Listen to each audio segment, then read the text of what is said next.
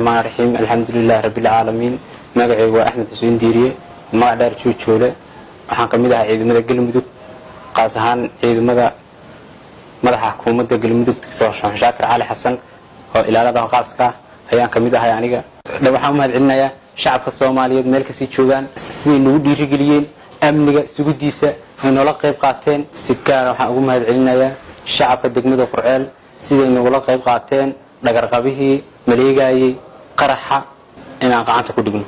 waxaan leeyahay maadaama gaarto waxaan rabaa wax yar inaan ka sheego si igu suurta gashay dhagarqabihii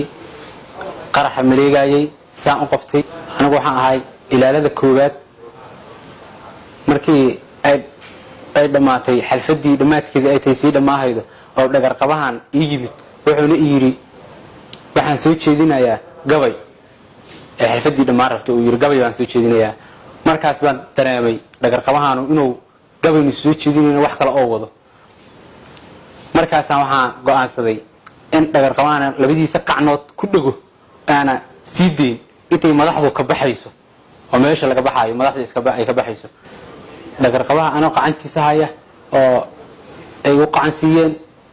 ciidamada amniga inuu sameeyna iska nuxnuuxin